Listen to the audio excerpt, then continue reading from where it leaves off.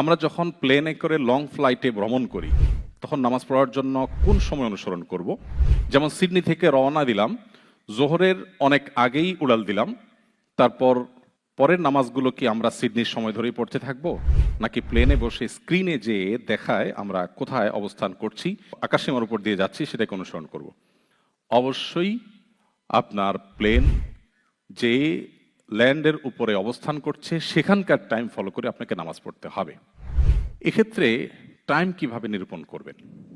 এর উত্তর হলো, এখন অনেক অ্যাপ বের হয়েছে যে অ্যাপগুলোতে আপনি ফ্লাইট টাইম, সালাত, এমনকি কেবলা এটা নিরূপণ করবার জন্য ফ্লাইটের আগে আপনি যদি ইনপুট দেন যে আপনার ফ্লাইট নাম্বার কত, আপনার ডিপার্চার এবং অ্যারাইভাল ডেস্টিনেশন কি, এটা যদি দেন এবং ডেট যদি আপনি দিয়ে দেন, তখন আপনাকে রেজাল্ট দিবে যে তোমার পথে এই এই ওয়াক্ত নামাজ পড়বে, তুমি এতটা এত মিনিটে এই নামাজ পড়বে, এটার এন্ডিং টাইম এটা, ইভেন তোমার ফ্লাইট যেদিকে যাবে তার কোন দিকে কেবলা সেটাও কিন্তু সে আপনাকে বলে দিবে।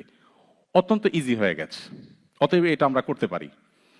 আর অপশন নম্বর 2, আমরা নিজেরা ধারণা করে নামাজ পড়তে পারি, এবং এটা আমাদের জেনে রাখা বেশি গুরুত্বপূর্ণ অ্যাপসের চাইতে। সেটা হলো 5 ওয়াক্ত নামাজের, এখন তো আমরা ঘন্টা মিনিট ঘড়ির কাঁটা দেখে নিরূপণ করছি, যখন ঘড়ি আবিষ্কার হয় না তখন তো নামাজের বিধান ছিল। সো তখন মানুষ কিভাবে নামাজ আদায় করেছে? এর উত্তর হলো, সেটাই হলো নামাজের রিয়েল টাইম সিলেকশন পদ্ধতি। সেটা কিভাবে? সেটা হলো, ফজরের নামাজের টাইমটা তো আমরা জানি যে রাতের শেষ প্রহরে যখন একটু একটু করে আলো হতে থাকে চতুর্দিকে, তখন থেকে ফজর ওয়াক্ত শুরু হয়, যেটাকে সুবহে সাদিক বলে। সূর্য উদয় হওয়ার উঠার আগ পর্যন্ত আমরা ফজর নামাজ আদায় করব। জোহর নামাজ কখন আদায় করব? সূর্য ঠিক মধ্যাকাশ থেকে পূব দিক থেকে উঠে যখন পশ্চিম দিকে যখন ডুবে যায়, পশ্চিম দিকে একটু যখন ঝুঁকে যায়, তখন থেকে জোহর ওয়াক্ত পড়া শুরু হয়। এরপর স্থান কাল পাত্রভেদে কোথাও দিন ছোট, কোথাও দিন বড়, সেটার ভিত্তিতে প্রত্যেকটা বস্তু মধ্যাকাশে থাকলে তার ছায়া যতটুকু থাকে তার দ্বিগুণ, অনেক ওলামাদের মতে বা জমহুর বেশিরভাগ ওলামাদের মতে 1 গুণ পর্যন্ত জোহরের ওয়াক্ত থাকে। সেটা সাধারণ অবস্থাতে যেখানে 12 থেকে 13 ঘন্টা দিন হয়, সেখানে সাধারণত 2 থেকে 2.5 ঘন্টা, কখনো কখনো 3 ঘন্টার কাছাকাছি সময়ও থাকে। এটা হলো জোহরের ওয়াক্ত। জোহরের ওয়াক্ত শেষ হলে আসর শুরু হয়। আসর শেষ হয় কখন? সূর্য যখন ডুবে তার আগ পর্যন্ত। সূর্য ডুবার পর মাগরিবের রক্ত শুরু হয়, তার ঘন্টাখানিক ঘন্টা দেড়েক পরে স্বাভাবিকভাবে এশার রক্ত শুরু হয়। অতএব আপনি আন্দাজ অনুমান করে নামাজ পড়বেন, আপনার নামাজ হয়ে যাবে। আর যে সমস্ত ফ্লাইটে এই সমস্ত ফ্যাসিলিটিসগুলো পাওয়া যায়, আপনি আগে থেকে প্ল্যান করে, আপনার যদি কয়টা টাকা বেশিও খরচ হয়, সে সমস্ত ফ্লাইটে আপনি টিকিট কাটতে পারেন। আমি এবার মালয়েশিয়ান এয়ারলাইন্সে এসেছি, যদিও এর আগে মালয়েশিয়ান এয়ারলাইন্সে একাধিকবার আমার ট্রাভেল করা হয়েছে, কিন্তু এবার আমি সারপ্রাইজড হয়েছি তাদের এই ব্যাপারে কোঅপারেশন দেখে। আমি ইভেন সৌদি এয়ারলাইন্সে এই কোঅপারেশন পাইনি, কোনো ক্যারিয়ারে আমি কোঅপারেশন পাইনি। তারা মনিটরে একটু পরপর দেখেই রিমাইন্ড করছে যে তোমার জোহরের সালাতের টাইম আর এত সময় বাকি আছে, আসর সময় এত সময় বাকি আছে, কেবলা এদিকে হবে, সব কিছু তারা অনবরত আপডেট দিচ্ছে। ইভেন আমি যখন ক্যাবিনে মাঝখানে দাঁড়িয়ে নামাজ পড়ার জন্য একটা জায়গা বের করছিলাম, তখন একজন ক্যাবিন ক্রু আমাকে ডেকে বললেন যে নামাজের আলাদা জায়গা আছে, তুমি সেখানে পড়তে পারো। আমি তো খুশি হয়ে গেছি, তো সেখানে গিয়ে নামাজ পড়লাম খুব সুন্দরভাবে। বাট আশ্চর্যের বিষয় হলো, আমাদের অনেক 5 ওয়াক্ত নামাজি মানুষ আছেন, ভাই বোন আছেন, যারা ফ্লাইটে কিংবা ট্রাভেলে নামাজ পড়েন না, যিনি বাসায় 5 ওয়াক্ত নামাজ পড়েন। ভাই, নামাজটাকে যদি আপনি ফরজ মনে করেন, আল্লাহর কাছের জন্য জবাবদিহি করতে হবে নামাজ তরক করার কারণে, এটা যদি আপনি বিশ্বাস করেন, কিভাবে আপনি ফ্লাইটে নামাজ না পড়ে থাকেন? আমি অবাক হয়েছি। সাধারণ ফ্লাইট তো অনেক দূরের কথা, হজের ফ্লাইটে ফেরার সময় পুরো বিমানে আমি দেখি আমার সাথে 2-4 জন ছাড়া আর কেউ নামাজ পড়ছে না।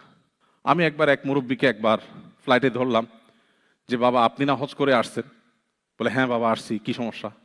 তাহলে নামাজের টাইম চলে গেল, আপনি তো নামাজ পড়লেন না। তিনি আমাকে বললেন, বাবা পান খাচ্ছিলেন, পান খেতে খেতে বলছেন, বাবা এখানে উজু করব কিভাবে, তায়াম্মুমের মাটি পাবো কই? তাই বললাম, পান পাইছেন কিভাবে? আপনি জানেন বিমানে সবকিছু সার্ভ করলো, পান সার্ভ করবে না। সুপারি এবং চুন অনেকে আপনারা খান, আমি দুঃখিত যে হয়তো যারা খাচ্ছেন তারা কষ্ট পেতে পারেন। কিন্তু এই অপ্রয়োজনীয় খাদ্য, অখাদ্য না বলে আমি বলি অপ্রয়োজনীয় খাদ্য, যেটা না ক্ষুধা নিবারণ করে না তৃষ্ণা নিবারণ করে। খাদ্যের তো একটা লক্ষ্য থাকে, তাই না? এই পান সুপারি যে আপনি আধা ঘন্টা ধরে চাবাচ্ছেন, এটার লক্ষ্যটা কি? এটা কি আপনার ক্ষুধা নিবারণ করে না পিপাসা নিবারণ করে?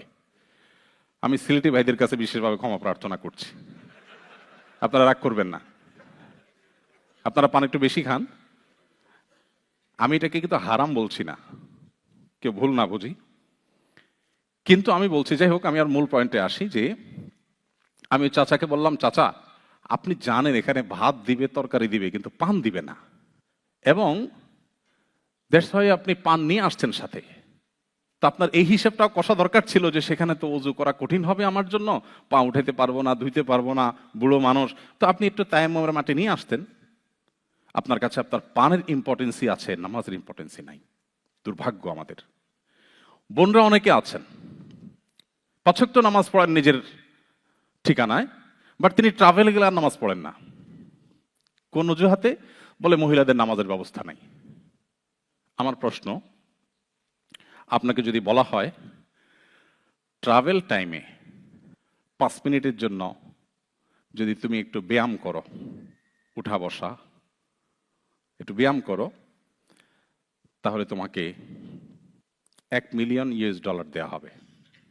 আমি বোনদের কাছে জানতে চাই, কোন কোন বোন বলবেন না আমার তো এখানে আসলে সেরকম কোনো পরিবেশ নাই, সো আমার $1 মিলিয়ন দরকার নাই? কেউ আছেন?